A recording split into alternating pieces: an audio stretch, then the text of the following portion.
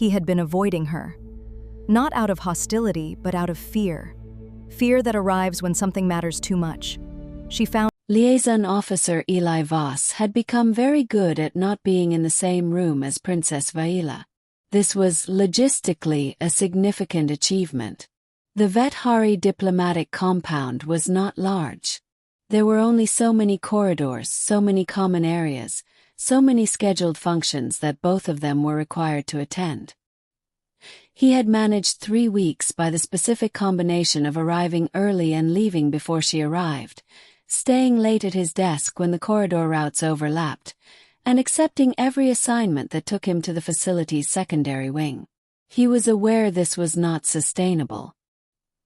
He was also aware, with a particular awareness of someone who has understood a situation and has not yet found the courage to act on it, that the alternative was considerably more frightening than the logistics. The situation was simple, in the way that significant things are sometimes simple when you strip away everything that's complicated about them. He had been working with Vaela for 4 months. He had watched her navigate the specific difficulty of being a Vethari royal in a Concordat diplomatic posting, managing her court's expectations and the Concordat's bureaucratic requirements, and the particular pressure of being both a political instrument and a person simultaneously, with no one apparently aware that the two require different things. He had helped where he could, in the professional capacity of a liaison officer, which meant he was good at it and careful about the limits of it. He had crossed one of those limits 3 weeks ago, entirely by accident. They had been working late, one of the final stage briefings for the trade agreement framework, the kind of document that required line-by-line attention at 10 in the evening when everyone was tired. She had made a calculation error. He had corrected it before she saw it, quietly, not calling attention to it. She had caught him doing it, had looked up and seen what he was doing and known what it meant, and had looked at him with those pale ice-blue eyes in a way that was not the diplomatic look and not the professional look but something underneath both of those. And he had understood immediately that he had done something that changed the category of their relationship by demonstrating, without intending to, that he was paying attention to her in a way that went past his job. He had excused himself and not been alone with her since. She found him in the Eastern Corridor on a Tuesday at the end of the 3rd week. He had been taking the longer route specifically to avoid the common area, and she had either figured this out or the timing was the specific coincidence that the universe produced when it had decided that logistics were no longer sufficient. She was in her armor, which meant she had come from the morning session. She was carrying nothing. She had, he understood immediately, come here directly. And she was crying. Not collapsed, not distressed. Standing with the full composure of someone who had maintained every public obligation they had that morning and was crying anyway, in the specific way of tears that are not a performance and not a plea but simply the consequence of something that has been contained for too long. He stopped. The corridor was empty. The distance between them was approximately 4 meters. "Vaela," he said. "You have been avoiding me," she said. Her voice was entirely controlled, which made the tears more significant. "Yes," he said. "For 3 weeks. Yes. I need to know why," she said. "I have considered the possible reasons. The most likely are that I did something that made you uncomfortable, that you became aware of something about my conduct that changed your assessment of the professional relationship, or," she paused, "that the alternative explanation is correct, and you were avoiding me because of what I saw when you corrected the calculation."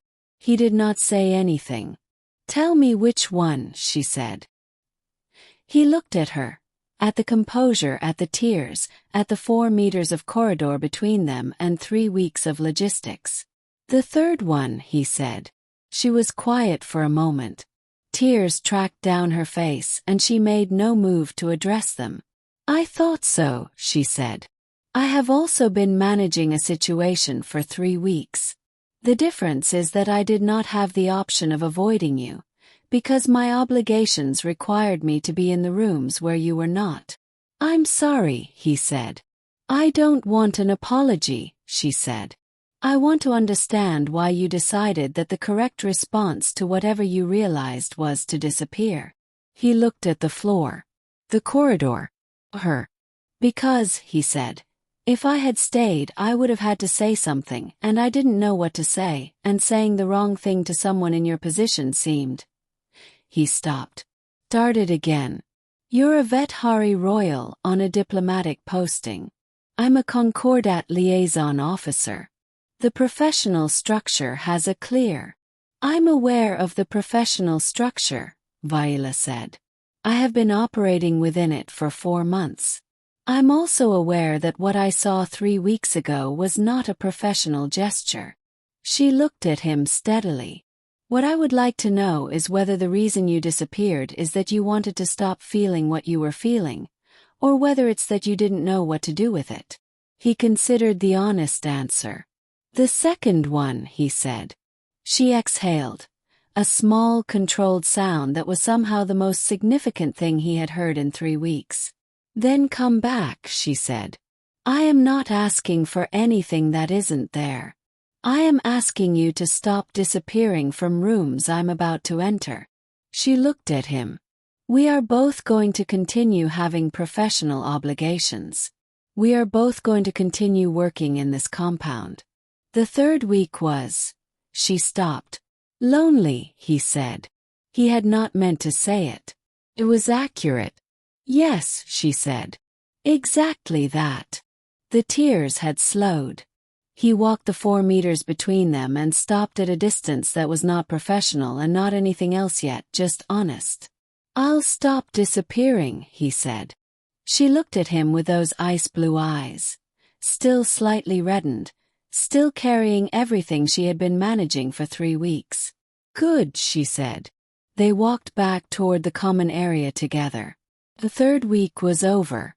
Some avoidances are cowardice. Some are fear of getting it wrong. And sometimes the most significant thing someone can do is show up in the corridor in tears and ask the question directly.